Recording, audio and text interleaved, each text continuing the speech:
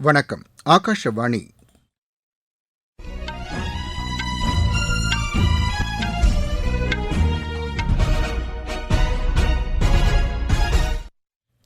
செய்திகள் வாசிப்பவர் ரெங்கநாதன். தலைப்புச் செய்திகள்: நாடு முழுவதும் அரசு திட்டங்களை விரைந்து செயல்படுத்துவதற்கான நடவடிக்கைகளை முழுவீச்சில் மேற்கொள்ள வேண்டும் என்று பிரதமர் திரு நரேந்திர மோடி கேட்டுக் கொண்டுள்ளார். முக்கிய கனிமங்கள், வேளாண்மை, சுகாதாரம் உள்ளிட்ட துறைகளில் இருதரப்பு உறவுகளை மேலும் வலுப்படுத்த இந்தியாவும் சிலியும் முடிவு செய்துள்ளன. ஜம்மு காஷ்மீர் சட்டப்பேரவைத் தேர்தலில் 2ஆம் கட்ட வாக்குப்பதிவிற்கான வேட்புமனு தாக்கல் இன்று தொடங்குகிறது. குஜராத் மற்றும் ராஜஸ்தானில் பெய்து வரும் கனமழை காரணமாக மக்களின் இயல்பு வாழ்க்கை பாதிக்கப்பட்டுள்ளது. தேசிய விளையாட்டு தினம் இன்று கொண்டாடப்படுகிறது. இனி விரிவான செய்திகள்.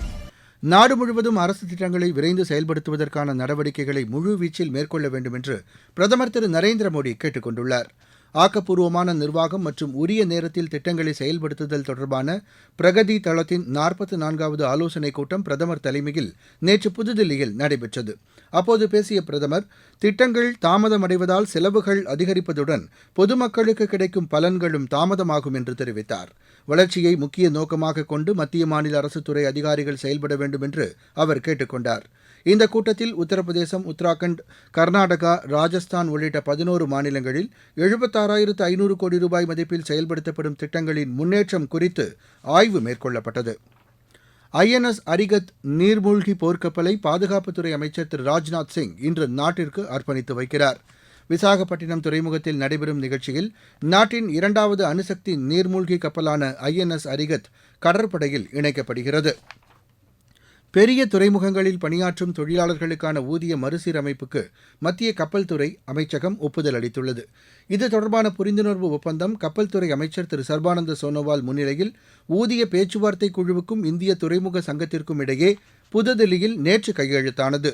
இது தொடர்பாக கருத்து தெரிவித்துள்ள அமைச்சர் திரு சர்பானந்த சோனோவால், கடல்சார் துறையின் முதுகெலும்பாக விளங்கும் துறைமுக தொழிலாளர்களின் நியாயமான கோரிக்கைகள் ஏற்கப்பட்டுள்ளதாக தெரிவித்தார். அனைத்து துறைமுகங்களிலும் இணக்கமான பணிச்சூழலை ஏற்படுத்த உறுதிபூண்டுள்ளதாக திரு சர்பானந்த சோனோவால் குறிப்பிட்டார். தொழிலாளர்களின் நலனில் மத்திய அரசு கூடுதல் அக்கறை கொண்டுள்ளதாக மத்திய தொழிலாளர் நலத்துறை அமைச்சர் திரு மன்சுக் மாண்டவியா கூறியுள்ளார். தொழிலாளர் ஈட்டுறுதி திட்டம் குறித்து புதுதில்லியில் தொழிற்சங்க பிரதிநிதிகளுடன் நேற்று அவர் ஆலோசனை நடத்தினார். அப்போது பேசிய அமைச்சர், நாட்டின் பொருளாதார வளர்ச்சியில் தொழிலாளர்கள் முதுகெலும்பாக திகழ்கின்றனர் என்று கூறினார். பட்ஜெட்டில் அறிவிக்கப்பட்ட வேலைவாய்ப்புடன் கூடிய ஊக்கத்தொகை திட்டம் குறித்து தொழிற்சங்கங்கள் ஆலோசனைகளை வழங்குமாறு அவர் கேட்டுக் கொண்டார். இளைஞர்களுக்கு அதிக வேலைவாய்ப்புகளை உருவாக்கும் நோக்கில் வேலைவாய்ப்புடன் இந்த திட்டம் வடிவமைக்கப்பட்டுள்ளதாக திரு மன்சுக் மாண்டவியா தெரிவித்தார். முக்கிய கனிமங்கள், வேளாண்மை, சுகாதாரம் உள்ளிட்ட துறைகளில் இருதரப்பு உறவுகளை மேலும் வலுப்படுத்திட இந்தியாவும் சிலியும் முடிவு செய்துள்ளன. இந்தியா வந்துள்ள சிலி வெளியுறவுத்துறை அமைச்சர் திரு ஆல்பர்டோ வான் கிளாவரன் புதுதில்லியில் நேற்று வெளியுறவுத்துறை அமைச்சர் திரு ஜெய்சங்கருடன் பேச்சு நடத்தினார். இந்திய சிலி கூட்டு ஆணையத்தின் 2வது கூட்டத்திற்கும் அவர்கள் தலைமை வகித்தனர். இது தொடர்பாக சமூக வலைதளத்தில் பதிவிட்டுள்ள திரு ஜெய்சங்கர், இந்த கூட்டம் ஆக்கப்பூர்வமாக அமைந்தது என கூறியுள்ளார்.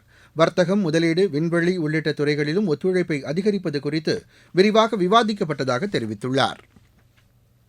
பேரிடர் மேலாண்மையில் ஒத்துழைப்பிற்கான இந்திய ரஷ்ய கூட்டு ஆணையத்தின் 2வது கூட்டம் மாஸ்கோவில் நேற்று நடைபெற்றது. இதில் இந்தியா சார்பில் உள்துறை இணையமைச்சர் திரு நித்யானந்த ராய் தலைமையிலான குழு பங்கேற்றது. ரஷ்யா சார்பில் அந்நாட்டு பேரிடர் மேலாண்மைத்துறை அமைச்சர் திரு குரன்கோவ் அலெக்சாண்டர் தலைமையிலான குழு இக்கூட்டத்தில் பங்கேற்றது. பேரிடர் மேலாண்மையில் சிறந்த நடைமுறைகளை பரிமாறிக்கொள்வது என்று இக்கூட்டத்தில் முடிவு செய்யப்பட்டது. பேரிடர் மேலாண்மை தொடர்பாக இரு நாடுகளுக்கும் இடையே ஏற்கனவே கையெழுத்தான ஒப்பந்தங்களை செயல்படுத்துவதற்கான உத்திகளை வகுப்பது குறித்தும் இந்த கூட்டத்தில் ஆய்வு செய்யப்பட்டது. மாற்றுத்திறனாளி கைவினை கலைஞர்கள் தயாரித்த கலைப்பொருட்கள் கண்காட்சியை மத்திய சமூக நீதி மற்றும் அதிகாரமளித்தல் துறை அமைச்சர் திரு வீரேந்திரகுமார் ராஞ்சியில் இன்று தொடங்கி வைக்கிறார். அடுத்த மாதம் 8ஆம் தேதி வரை நடைபெறும் இக்கண்காட்சியில் 20 மாநிலங்கள் மற்றும் யூனியன் பிரதேசங்களைச் சேர்ந்த கைவினை கலைஞர்களின் படைப்புகள் இடம்பெறுகின்றன. நீங்கள் கேட்டுக்கொண்டிருப்பது ஆகாஷவாணியின் செய்தி அறிக்கை. புதிய குற்றவியல் சட்டங்களின் சிறப்பு அம்சங்கள். இந்த புதிய சட்டங்கள் நீதியில் மட்டுமே கவனம் செலுத்துகிறதே தவிர தண்டனையில் அல்ல. பயங்கரவாத செயல் வரையறுக்கப்பட்டுள்ளது. சிறார்களுக்கு எதிரான குற்றச் செயல்களில் ஈடுபடுவோரை கடுமையாக தண்டிக்கும் சட்ட பிரிவுகள். 7 ஆண்டுகள் அல்லது அதற்கு மேற்பட்ட தண்டனைக்கான வழக்குகளில் தடயவியல் விசாரணை கட்டாயமாக்கப்பட்டுள்ளது. கைது செய்யப்பட்ட நபர் எல்லை வரையறையின்றி எந்த ஒரு நீதிபதி முன்பும் ஆஜர்படுத்தும் முறை.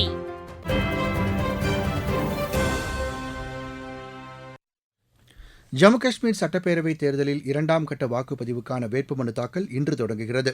வேட்புமனுக்களை தாக்கல் செய்ய அடுத்த மாதம் 5ஆம் தேதி கடைசி நாளாகும்.